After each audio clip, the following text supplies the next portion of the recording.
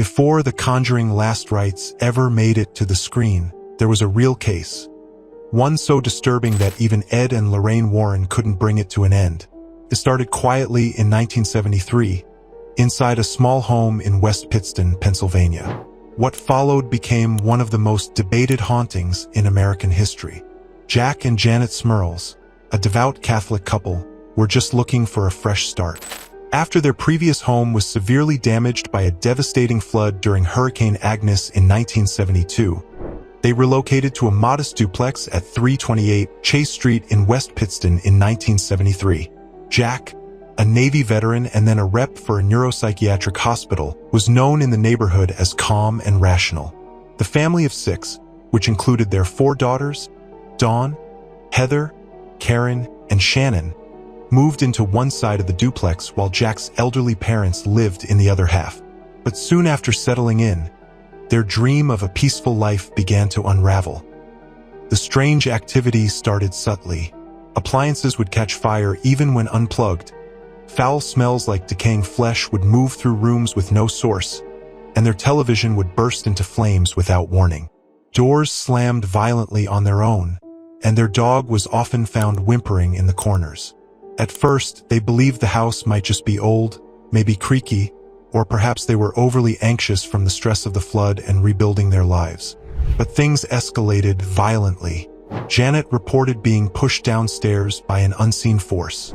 Jack began experiencing night terrors and described being assaulted by an invisible presence. The daughters were terrified by dark shadows, whispers, and strange noises coming from the walls. One of the most chilling reports came when Jack claimed he was sexually assaulted by a terrifying, shadowy female entity. The hauntings didn't stay in the shadows for long. They became physical, aggressive, and constant. As the family searched for answers, they learned something ominous. The house had a dark past. Local whispers hinted that the home had once caught fire and been left abandoned for years. Even before the Smurls moved in, eerie events had reportedly plagued the property. Neighbors talked about strange happenings from the 1930s and 1940s, including a possible murder, domestic abuse, and even rumors of occult practices. Desperate and terrified, the Smurls finally reached out to famed paranormal investigators Ed and Lorraine Warren.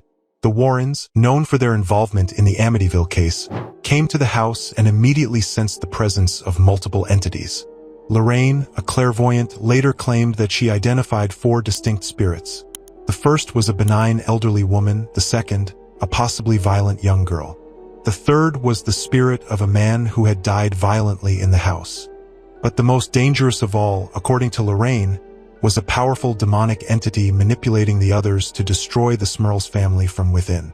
During their investigation, the Warrens brought in a local medium named Mary Alice Rinkman.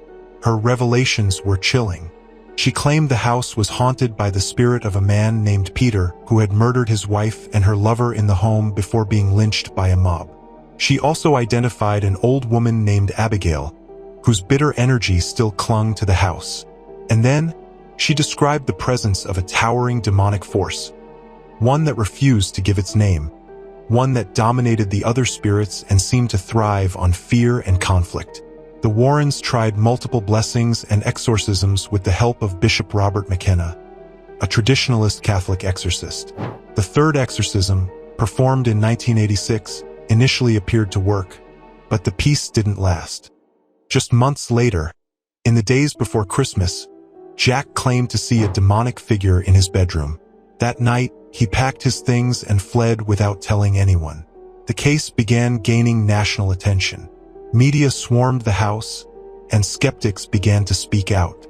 Scientists and clergy members from the local diocese expressed doubt, suggesting the family may be seeking attention or suffering from psychological stress. But while the media frenzy stirred controversy, the haunting never fully disappeared. Even paranormal investigators not affiliated with the Warrens reported feeling drained, hearing growls, and experiencing sudden illness when entering the home. Eventually, the Smurls family left the house in 1987, moving to Wilkes-Barre to escape the torment. After their departure, no further reports of hauntings came from the new occupants, adding another layer of mystery. Did the entities attach themselves specifically to the Smurls?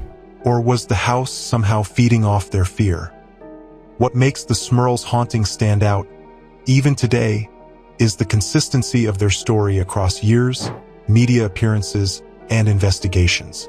The children, now grown, have never changed their accounts. Jack and Janet never profited from the story. Their book, The Haunted, co-written with the Warrens, wasn't a bestseller, and they lived quiet lives after the media storm faded. Despite skepticism from some corners, the details of the case, the physical manifestations, multiple witness testimonies, the involvement of respected investigators, and the timeline of escalating terror suggest something truly unexplainable occurred on Chase Street. Whether one believes in demons or not, the Smurls family's story remains one of the most mysterious and unsettling hauntings in modern American history. A case that still leaves people asking, what really happened in that house?